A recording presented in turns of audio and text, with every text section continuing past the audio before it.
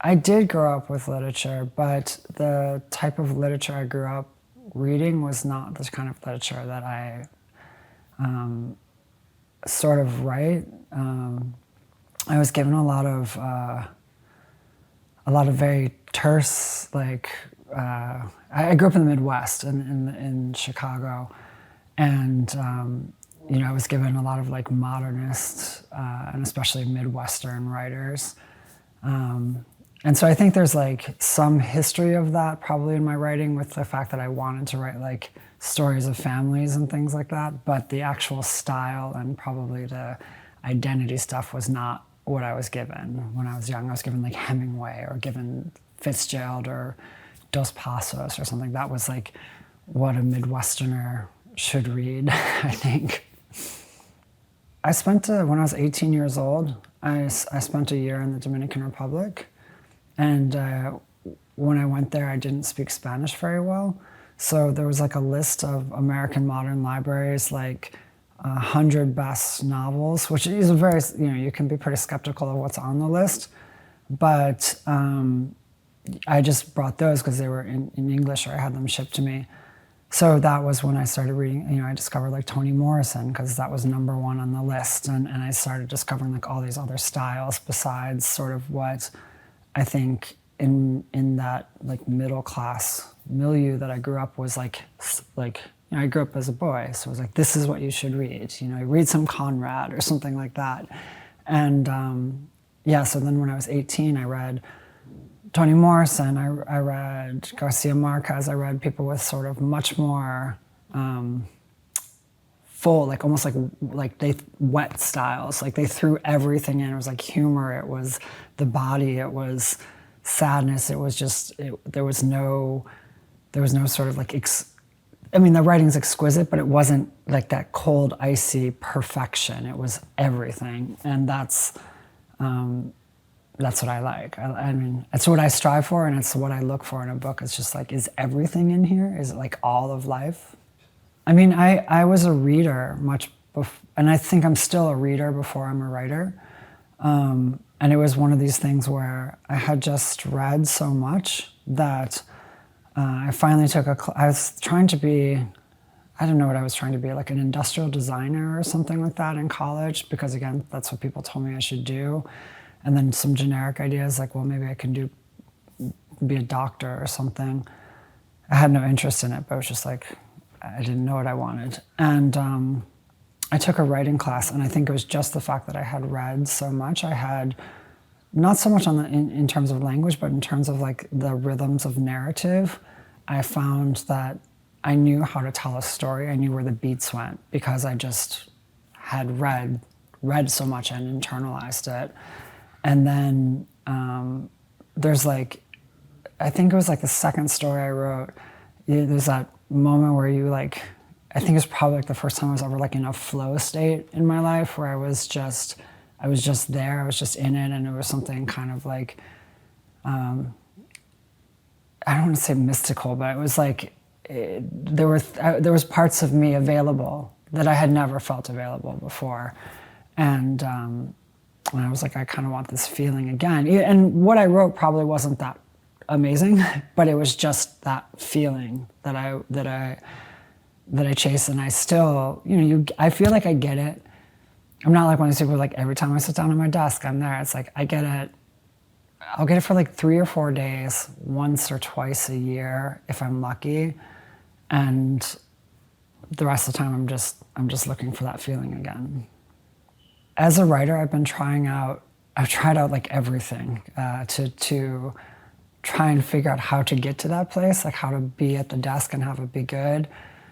So when I was young, I relied pretty heavily on Adderall. Actually, if you read, I had these jobs where I would work really hard for like a week, and I would get a couple weeks off, and I would try and sort of cram all the writing in, and I would take a whole bunch of Adderall or whatever and try and get it done.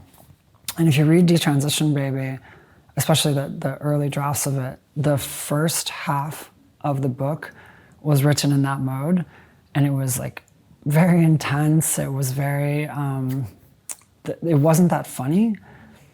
And then About halfway through that process of I was like, this isn't working. I mean, I was already in my 30s. This wasn't like, I wasn't like a 20-year-old being experimenting with Adderall. It was like I should have been an adult in the way that I did my writing. But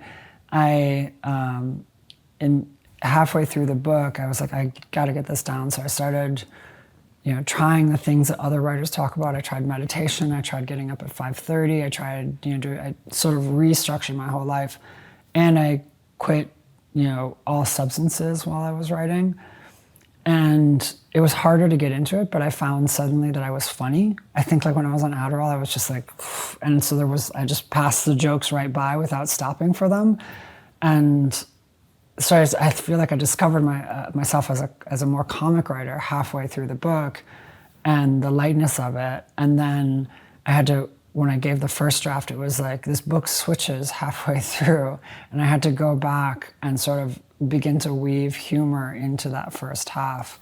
And so now I'm still constantly trying to figure it out.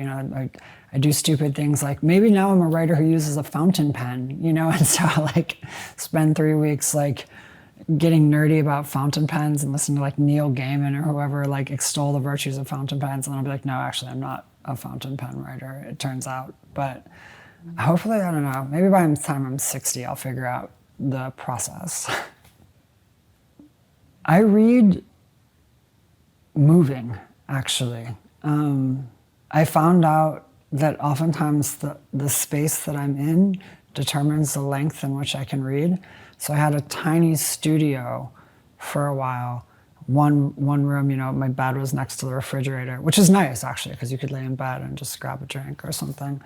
But I found I could only read for like 20 minutes at a time because I ran out of like positions and spots to read. Whereas when I was at my grandparents' house, when I was young, for instance, and there were different rooms to read in, I could read for hours and hours. And once I sort of figured out that I move when I read, I can oftentimes read like in parks, or I can read in places where I can go from place to place to place, and it's like the setting changes and then the book renews itself for me and the concentration stays there. So it's funny, there's a poet, Leah Prepara, in the United States, and she emphasized for me how much reading is a physical act, and I sort of scoffed at it. It seems like very like hippie, but then when I started actually feeling what she was saying, I was like, oh, it's true. And then I had to regret my cynicism. It feels different to have an audience that's more, I mean, it sounds grandiose to say, but global. The book is now in, I don't know, like it's going to be it's in 11 so far or something, languages. Especially since I wrote the book not just for like a small area like Brooklyn, but like a small scene. I was writing in a scene in Brooklyn that started in around 2012, a trans scene, and we wanted to be something like the Harlem Renaissance, but trans. And the ethos of the scene was trans women writing for other trans women. And the reason we did that is we got the idea from Black women writers. Toni Morrison says she writes explicitly for other Black women. And what that does is it means that she's writing 100% story at a full-out sprint, and she doesn't have to slow down to explain. And it turns out when you write at a full-out sprint, it's exciting, and other people are willing to do the work to keep up. So that began the ethos. And then we found, when we got together, that writing for each other raised the bar on what we said. Suddenly, when you were writing for a cis audience and you were explaining trans things, if you were explaining something like, here's what hormones do, people would be like, oh, wow, hormones or whatever. But if I want to tell a trans woman about hormones, I have to come up with something really interesting for her. I have to tell her something that she hasn't experienced herself week in and week out. And that's such a high bar to clear that I have never written about hormones. So the things that I'm saying, they're not just to impress like everybody, they're to impress essentially the experts, but everybody ends up getting sort of the benefit of the insights of clearing that bar.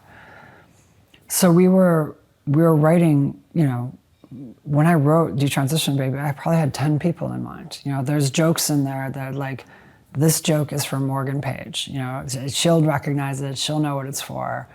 And that was kind of my frame. It's still my frame. And so what's been interesting has been, and in some ways jarring, is to see how that joke for Morgan lands here in Copenhagen or doesn't land, or the ways in which I would assume that some section is read in good faith. And in fact, you know, there are certainly bigots who don't like trans writing, and I didn't write very defensively because I was writing for this small scene, so I wasn't expecting readers to read in bad faith, and having to sort of learn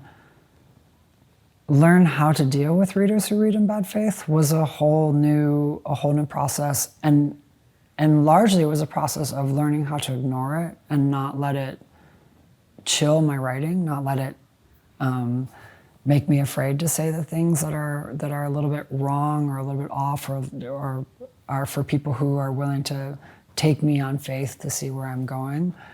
But that said, I've also had incredible conversations with people who I never expected to see, you know, I never expected certain people, like let's say in Germany, men in Germany, to see themselves in the story of a trans woman in Brooklyn, and to have that connection. You know, it was incredibly exciting, and then also to be able to bring home some of that insight to those 10 people that I actually wrote it for, whom otherwise would never have also gotten the benefit of that insight. That's been, I mean, I'm grateful.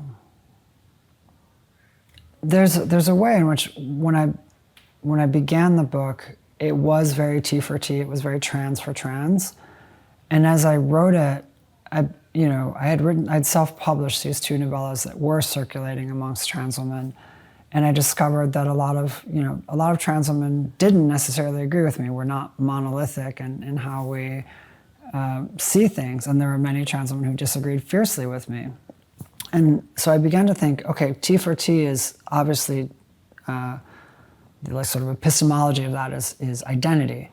But for me, it's a sort of shorthand for affinity, that I began writing for people who had who shared necessarily an identity with me, but who shared an affinity with me. And what happened then is that affinity actually transcended the boundaries of trans. Like, that's how come the book is dedicated to divorced cis women, because I began to see that divorced cis women were facing the same sorts of problems as me. The dedication has to do with the idea that actually the trajectory of a gender transition looks a lot like the trajectory of a divorce, that you live your life a certain way, thinking it's gonna be a certain way, and then there's like a break or a failure, and you have to move forward without either getting bitter or reinvesting in the illusions that brought you to that. And so a lot of the ways that I was framing my questions, I actually got from books by divorced cis women. And in some ways I was like, I'm speaking to trans women, but in a certain way, I'm also speaking to this other audience that's just behind it. And when I had that audience, then I sort of had also a frame of reference, you know, like I wasn't going to do, the people who I was speaking for instance, it's like the pop culture references choose themselves. I'm not gonna quote Heidegger, you know, but I am gonna quote, I don't know, like Friends, or I'm going to, there's a Friends thing in there, or I'm gonna do, there's a Werner Herzog cameo, which I added that. It seems like it could be highbrow, but it was more because I actually met Werner Herzog once and had that conversation where he told me how to kill bed bugs. That was our soul. I'm not going to attempt the accent, but that was our sole interaction. And that story killed at parties. So it was like, well, that story kills at parties with my friends and with the people I'm talking to. So that story goes in the book. You know, it wasn't like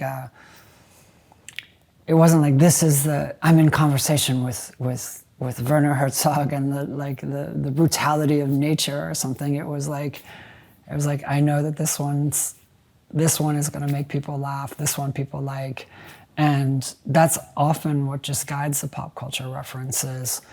And having been in a generation of Americans where post sort of like David Foster Wallace and that '90s postmodernism, it feels like it's not even to throw in a real person and or a pop culture reference. It doesn't even feel like a move. It just feels like that's the landscape, and it's an accepted landscape at this point. I do try and make the stories very social, and a lot of my influences are actually sort of dishy books. Like I read Ferrante as I was writing it, and I liked the melodramatic aspects. I liked the dishiness, and I liked the ferocity that was sort of cut strangely against the dishiness. So you have this gossipy thing, but then you have this, absolute political ferocity, and those two things, they vibrated against each other in a way I really wanted to emulate. So I wanted to do something that was like talking to somebody at a party, but the person you're talking to at a party is ferocious. And the way that I came up with the time structure is, I feel like that's also a little bit of a product of my age and of the time. I grew up, when I was a teenager, like all the Tarantino movies were in the theaters, and the sort of two timelines and getting them to resonate against each other, for me, it at some point it seemed experimental, but no longer. To me, it seems actually the medium of sort of pop storytelling, and that you can make that popness literary rather than trying to make the time structures literary. It's the playing with the pop, the qualities of pop that are like all around me, and especially in discussions of trans issues, because the ways that people talk about transness is always kind of mediated through pop culture and through people's curiosities and through celebrities. No one's out there. I mean, there are a few people out there reading Judith Butler, but the majority are watching RuPaul. And so if I want to speak to what people know, it's the sort of foundational literature is going to be RuPaul, it's going to be Pose, it's going to be, to some degree, internet porn. It's like these are the foundational literatures of this particular way of seeing the world, as much as the sort of high gender theory. And so, if pop is really what you're going for, the right now the pop time structure is jumbled storylines. You turn on Westworld or something. I think I started writing the book and then Westworld came out, and the entire narrative thrust of Westworld is just, what time are we in? Like there's not even like a plot to it. It's just, where are we? And the fact that can pull people through. It creates a sense of mystery. It creates a sense of what will happen. That there's a way in which, why did Ames detransition? Well, the time structure makes it a mystery novel, even as it's a melodrama. So in the way that I like books that kind of throw everything in, the time structure just allows me to get a lot of that pop dishiness and narrative thrust in what might otherwise be a sort of contemplative story. I seem to have different influences in different periods of my life. For Detransition Baby, I was in my mid-30s, and I had transitioned already. I had, the transition part was over. There was not much else to do. And on the far side of transition, I was kind of like, well, now what? All the stories are really, so many trans stories, at least for a while, the memoirs, the what people see and what people focus on is the medical transition, your body changing. But once you're on the far side of it, it's like, what do you do? How do you live? And it was that question actually that led me to read all these books by divorced cis women, because they were asking the same questions. They had to start over, and they were like, now what do I do? How do I make a life? And so while I was reading this, I was reading books that were dealing with the questions of how to live, and how to start over, and how to be the right degree of both, like, I want to say, like, insouciant, just like whatever, I'll do it, and also ferocious, that combination. So I've already mentioned Elena Ferrante, but for me the fact that it could be so readable and so relatable across difference, where everybody who reads it is like, I too am a young poor girl in Naples in the 1950s, no matter who you are. I wanted that aspect for Detransition Baby. I wanted people who are so different from Reese to say, like, I too am a trans woman in Brooklyn in the 2015. So I really studied those books to see how they did that. I really liked the second book of Rachel Cusk's trilogy when I was reading this, because that was the part of the trilogy that was the starting over trilogy, and the right questions were being asked. I read Jenny Awful during it. I read Mary McCarthy's The Group. Was this book that was so it was so dishy, and it was like, that book got her in trouble with all her friends, and there were parts of this I was like, this is going to get me in trouble with all my friends, and I could read Mary McCarthy and be like, well, it's worth it. And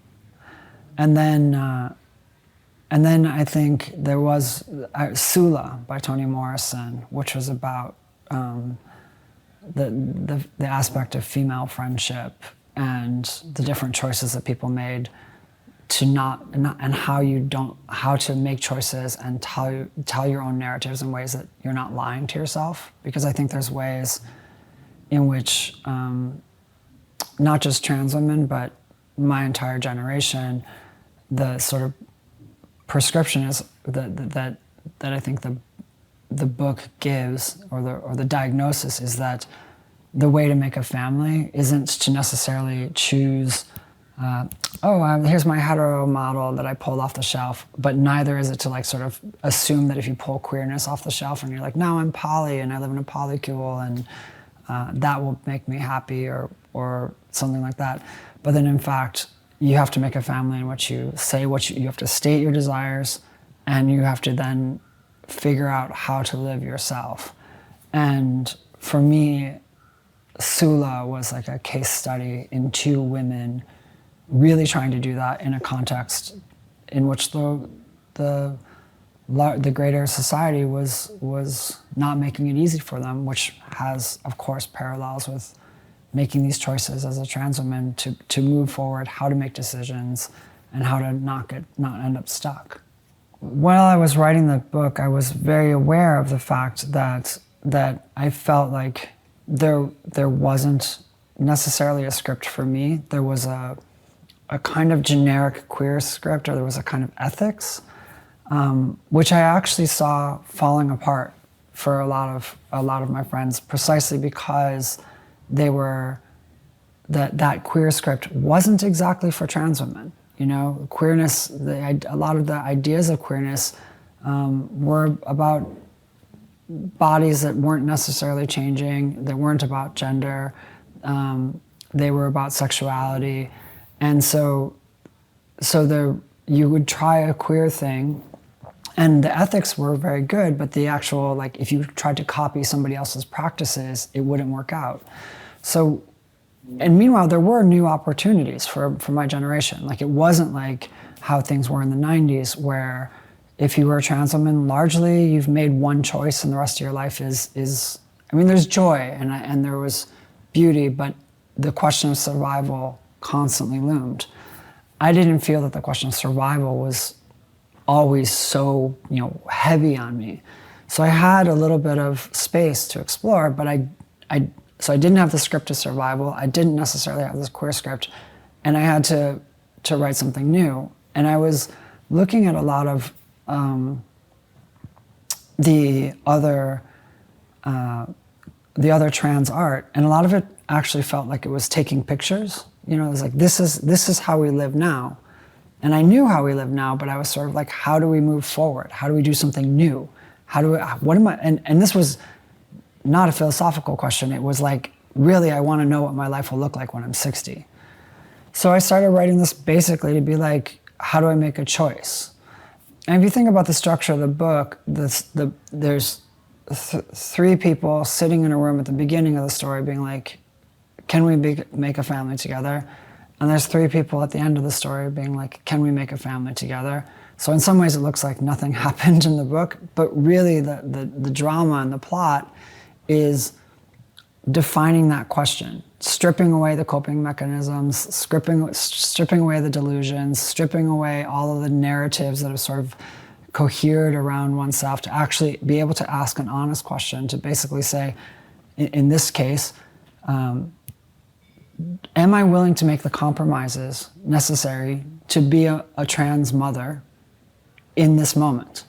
And am I willing to accept all the ways that will bring me good things, and all the ways in which it's not going to be perfect, it's not going to fit some mold, and then if so, make that choice.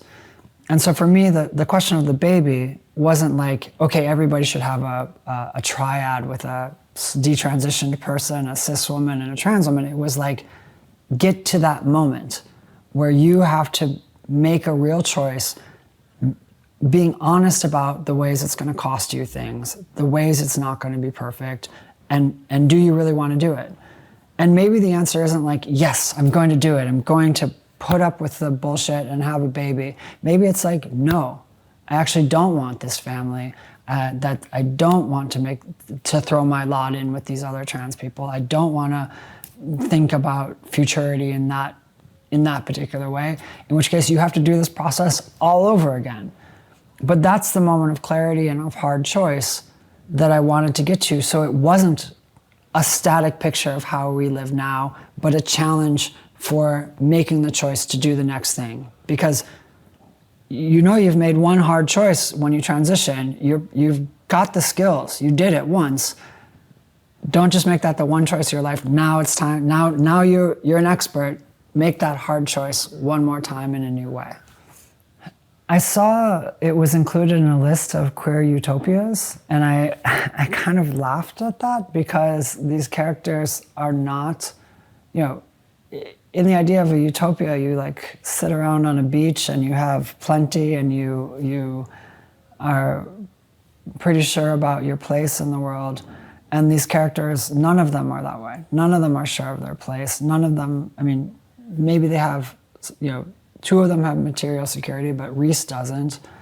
And so I never thought of it as utopian, but I think if you switch the sort of mode of utopia from, okay, are we gonna have enough in a material sense, and switch it to a place of like, can we have a moment of clarity about ourselves, and not necessarily where it's no longer a results-based utopia, but that moment of being able to truly and honestly look at your situation and make that choice in that moment of clarity. I guess I would say that that's what I'm always striving for. If I could live in a world where I could make choices in moments of clarity, it would, or even if my world was structured that I was given moments of clarity in which to make choices, that would feel somewhat utopian to me, even if the outcomes are fraught or unsuccessful. It's definitely a book in which the central struggle around queerness is shifted away from the question of fighting to survive. For me, simply, it would be dishonest. It wasn't like I had everything I wanted, but I lived in Brooklyn. I had an apartment. I had the skills to cobble together the money to have free time to write. So to pretend that all transness is always a question of surviving, it would have felt dishonest. And for me, that is also like, that is the question of the future, is that I think I think that the trans lens on the world, the trans analysis, is compelling. And despite all of the political backlash to it, I think the political backlash is arising precisely because it's compelling. Because people are like, we like this way of thinking. And not just trans people, cis people. And so what has ended up happening is you have a backlash to it. But ultimately, I think I believe the compelling idea will win out over bigotry. And once that compelling idea is more mainstream, then, or not even mainstream, it's accepted, it's understood, it's entered people's consciousness, then it's not a question of that idea surviving. It's a question of what do you do with that idea? How do you live? And so then it moves beyond survivability. And so for me, beginning to look at the next trans narratives that aren't survival narratives, but questions of how do you have joy? How do you make choices? How do you navigate between the allure of assimilation and what is unique with trans culture and the lenses that we've had? These are the things that I think are facing us. And I'm just trying to frame the questions for how to go into that moment. And I think that there's going to be, I know that there is already a wave of trans art that's also in that place, and we're going to see it in many more genres, there's a line here where Reese talks about the public bathroom debate, and she says, I don't remember the exact thing, but it's like basically fuck public bathrooms, who cares about public bathrooms? We're already in your bedrooms fucking your husbands, and we'll use the master bath, thank you very much. There's a way in which that is metaphorical for the entire situation. We're already here. We're already in your homes. We're already, dating cis people all around. And so now it's, what are we gonna do? How are we gonna live? I don't care about a public bathroom. That's the bare minimum. Like, it's actually undignified that anyone would think that my chief preoccupation is where I pee. That's entirely not. I'm at a literary festival. I don't care about where I pee. It's like it's a ridiculous idea that that's the chief concern. The chief concern is the same as everybody else's, which is like, what is our place in society?